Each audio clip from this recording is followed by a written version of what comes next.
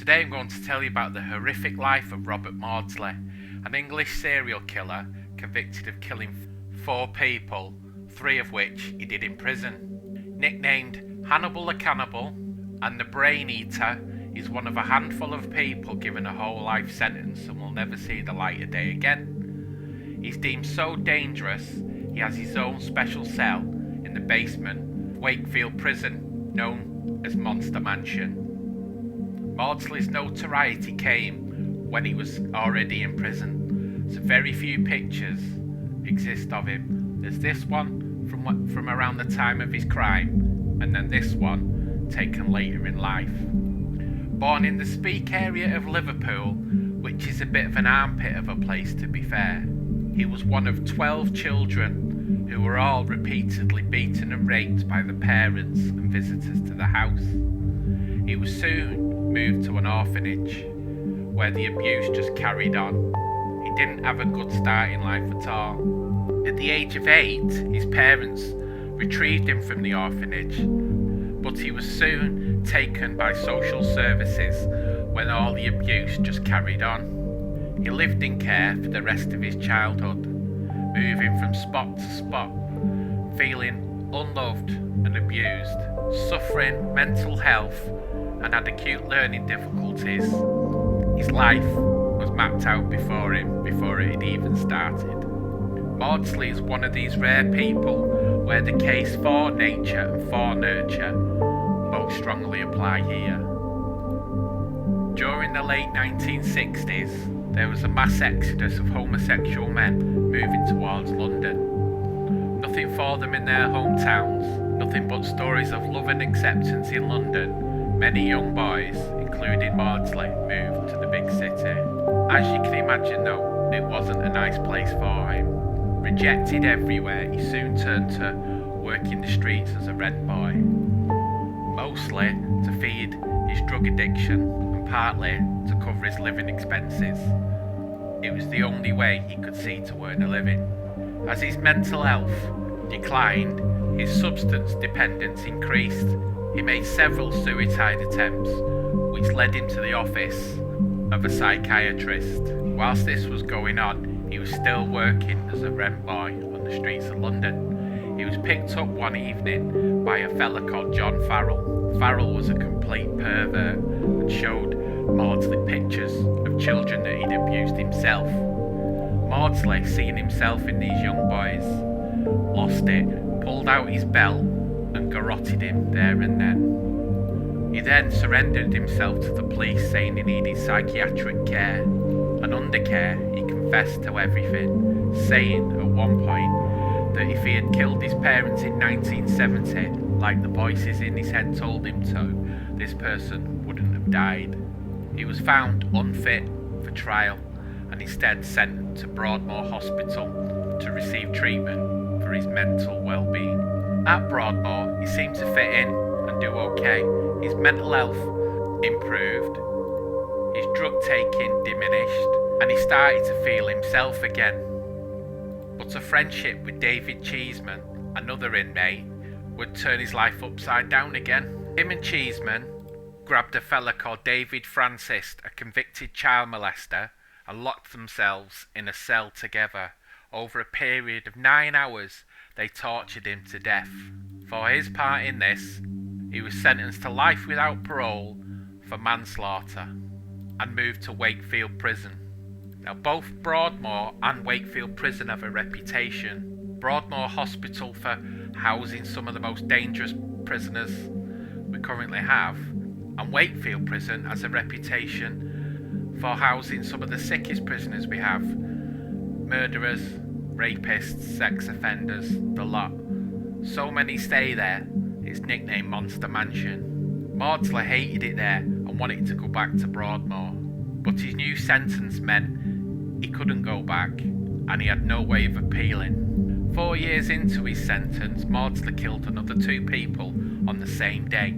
The first being Solney Darwood, convicted of the manslaughter of his wife. Maudsley had invited Darwood into his cell, where he garroted him and stabbed him before hiding his body under the bed. He attempted to lure other prisoners to his cell, but they all refused, knowing he was a bit crazy. Maudsley then prowled the wing, hunting for a second victim, eventually cornering and stabbing prisoner Bill Roberts to death. He hacked at Roberts' skull with a makeshift dagger and then, multiple times, struck his head against the wall, and then calmly walked down to the wing's office, put the dagger on the table, and calmly said to the officer that roll call would be 2 people short. And this is how he gained notoriety among prison officers, prison staff, and prisoners themselves. He planned the first murder, did the second one just for kicks, and then calmly handed himself in to the prison staff. But it didn't work for Maudsley, as he's now seen as one of the most dangerous prisoners in the system. He can't go anywhere without a 4-man team watching over him. Now living in a solitary, specially constructed cell, Maudsley has spent the last part of 40 years or so in solitary confinement in what is effectively a 2-room cage with bulletproof windows and a team of 4 prison officers dedicated to looking after him. He is allowed just 1 hour of exercise a day and never in the company of other prisoners, for both his protection and theirs. A prisoner hurting Maudsley would give him great kudos and great stories to tell, so he's seen as a high risk. His 2-cell unit bears an uncanny resemblance to the one featured in the film version of Thomas Harris's novel The Silence of the Lambs, but it was created more than 7 years before the film was released. Visitors to the cell has to pass through no fewer than 17 locked steel doors to reach the unit, which is approximately 5.5 metres by 4.5 metres. The only furniture is a table and chair, both made from compressed cardboard, and the bog and sink are bolted to the floor. The bed is just a concrete slab with a very thin mattress on top. A solid steel door opens into a small cage within the cell, encased in thick perspex, with a slot at the bottom through which prison officers pass food and other items. During his daily hour of exercise, he is escorted to the yard by at least 3 prison officers. In 2003, Tony Thompson, a journalist for the Observer, wrote, "It is a level of intense isolation to which no other prisoner, not even Myra Hindley, has been subjected." The effect on Maudsley has been to drive him into a severe depression. "My life in solitary is one long period of unbroken depression," he has said. It also illuminates the dilemma that lies between the lock them up and throw away the key approach to the incarceration of those who have committed the most heinous crimes, for it reveals the effect it can have those who receive whole life sentences. "Why can't I have amazing pictures on my wall in solitary, rather than the dirty damp patches I currently have?" Maudsley wrote. "Why can't I possess or purchase postage stamps so I can maintain contact with my family, friends, and the people who contact me? Why can't I have an electronic handheld games in my cell? Why can't I have toiletries? With the open toilet that blocks up here, it constantly does smell like a sewer." In another letter he asked, "Why can't I have a budgie instead of the flies and cockroaches and spiders that I currently have? I promise to love it and not eat it." Well, Mr. Maudsley, if you have to promise not to eat it, you're probably not the right person to be looking after a budgie. His requests are constantly denied, including one for a cyanide pill so he can take his own life. Maudsley's elder brother Paul has repeatedly said, "As far as I can tell, the prison officers and authorities are trying to break him. Every time I see him making a little progress, they throw a spanner in the works."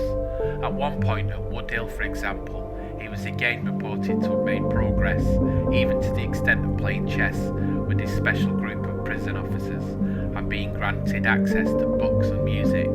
Nevertheless, Maudsley was eventually returned to the glass cage at Wakefield. In 2012, the Daily Mirror reported that Maudsley was in poor health and required 2 visits from a doctor every day due to the severe weight loss he was suffering as a result of the medication he was taking to control his violent mood swings.